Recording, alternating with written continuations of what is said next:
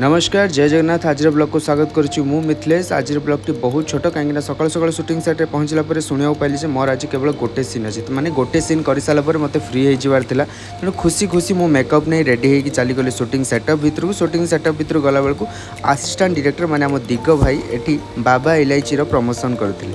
बाबा इलायची गुजराती से टिके खाइले आ मते भी टिके देले। मु बाबा इलायची गुजराती पार्टी रे पकई मु चलीगली मो फ्लोर को माने जोठी मोर शूटिंग आरंभ होबार थिला। एबे देखंतु